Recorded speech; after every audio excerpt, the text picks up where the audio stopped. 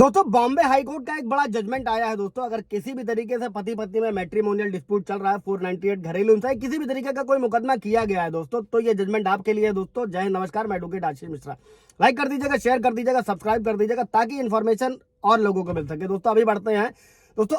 अगर कोई महिला अपने ससुराल में रहती है तो इस आधार पर भी उसे गुजारे भत्ते से वंचित नहीं किया जा सकता। और कोर्ट ने भरण पोषण के खिलाफ एक पति की याचिका को खारिज कर दिया दोस्तों। हुआ क्या था, फैमिली कोर्ट का एक आदेश था जिस पर पति ने हाई कोर्ट में अपील दायर करी और उसे खारिज कर दिया गया दोस्तों। और बॉम्बे हाई कोर्ट ने क्या किया, गुजारे भत्ते के संबंध में एक बहुत महत्वपूर्ण इंपॉर्टेंट बात कही है। और कोर्ट ने कहा है कि पत्नी अपनी ससुराल यानी कि मैट्रिमोनियल होम यानी कि वैवाहिक घर में रहती है, केवल इस आधार पर उसे गुजारे भत्ते से वंचित नहीं किया जा सकता। एक और जजमेंट पतियों के खिलाफ है कि घर में भी रहेगी और मेंटेनेंस भी लेगी। और कोर्ट ने पत्नी के अंतरिम गुजारे भत्ते के जो आदेश को कायम रखते हुए यह फैसला सुनाया। और कोर्ट ने पत्नी के अंतरिम भरण पोषण के आदेश के खिलाफ दायर जो पति की याचिका थी उसको खारिज कर दिया दोस्तों। और हाई कोर्ट ने यह स्पष्ट किया कि गुजारे भत्ते का जो उद्देश्य है वो शादी की विफलता के चलते जो पैदा होते हैं, जो संकट है, जो गरीबी की स्थिति में आश्रित पति यानी कि पत्नी को सहायता पहुंचाना है दोस्तों, ताकि उन्हें किसी परेशानी का सामना ना करना पड़े। और इसी के साथ में हाईकोर्ट ने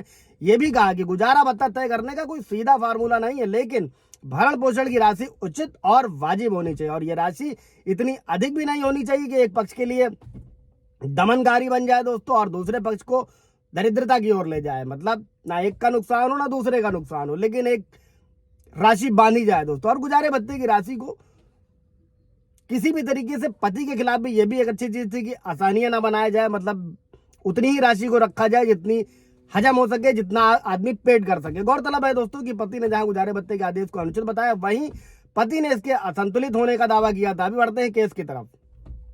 केस क्या था दोस्तों, दंपत्ति थे, इनका विवाह 26 जून 2012 को कर्नाटक में हुआ था। 10 वर्ष का एक बेटा था। और संबंधों में कटुता के चलते जो हमेशा होता है, पति ने क्या किया, फैमिली कोर्ट में तलाक की अर्जी दायर करी, जबकि पत्नी ने अपने और अपने बेटे के लिए 40-40 हजार रुपए अंतरिम गुजारे भत्ते की मांग की। और दोस्तों और इसमें फैमिली कोर्ट ने क्या किया, फैमिली कोर्ट ने 16 जून 2023 को याचिका पर सुनवाई की और पति को ज्वाइंट रूप से 25,000 रुपए यानी कि पत्नी और बेटे को 25,000 रुपए गुजारा भत्ता देने का आदेश किया। और आदेश के खिलाफ पति ने हाईकोर्ट में अपील करी। और सुनवाई के दौरान पति के वकील ने कहा कि पत्नी उसके घर में पति ने पत्नी को अपने घर में साथ रहने की असहमति दी है और ये घर उसका मैट्रिमोनियल घर है, इसलिए उसे घर के किराए की जरूरत नहीं है। उनके मुवक्किल के वेतन से घर की EMI भी जाती है, रिक्रूटमेंट और कई सारी चीजों के जरिए पत्नी कमा भी रही है, वर्क कर रही है। पत्नी के पास में MBA की डिग्री भी है। समझिएगा, ये भी जजमेंट खिलाफ जा रहा है कि पढ़ी लिखी भी है, कमा भी रही है। फिर भी पत्नी के वकील ने यह कहा कि उनके मुवक्किल के पति इंजीनियर हैं, उनका मासिक वेतन 1 लाख रुपए से अधिक है और उनके मुवक्किल पर बच्चे की परवरिश और पढ़ाई की जिम्मेदारी भी है। और दोनों पक्षों को सुनने के बाद में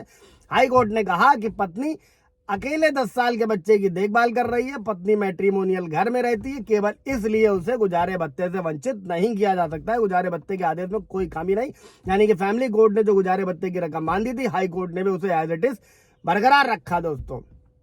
ये भी हालात होते हैं। कोई सवाल जवाब होगा आप लोगों का तो पूछेगा। Thank you.